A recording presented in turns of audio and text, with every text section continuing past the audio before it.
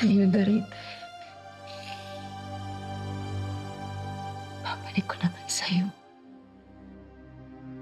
Maipapalik pa ng pagmamakaawa mo ang nanay ko. Ah! Naiintindihan ko yung nararamdaman. Naiintindihan mo! Hindi mo naiintindihan! Hindi mo naiintindihan! Oo, namatayan ka. Biktima yung ate mo ng krimen. Pero hindi tayo parehas. Kasi kasama mo yung ate mo nang namatay siya.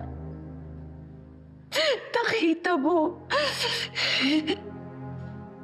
Pero ako, wala ako sa tabi ng nanay ko, Doreen. Wala ako sa tabi niya, Doreen. Wala ako sa tabi niya dahil sa'yo! Tama ka, Shari.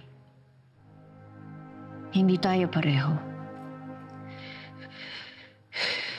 Pero wag mong maliitin ang pinagdaanan ko.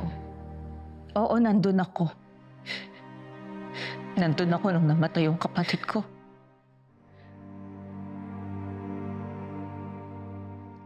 Alam mo ba,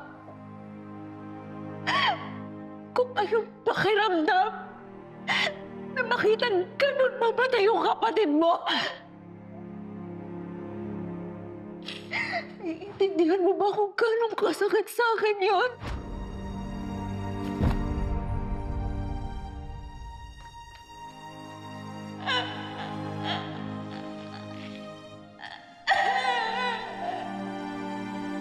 Minsan na inihiling ko, sana di na lang ako napunta dun eh. Sana wala na lang ako dun, sana hindi ko na lang nakita. Kasi hanggang ngayon, hindi ako makatulog.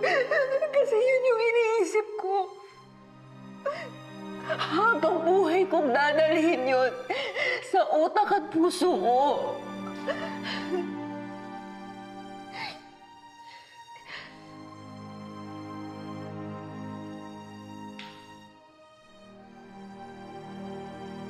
You still did keep your promise.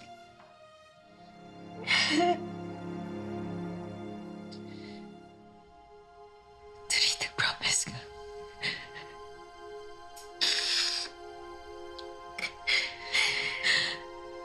Dahil hindi mo tinapad yun, I couldn't keep mine. Doreen, nangako mo sa nanay ko.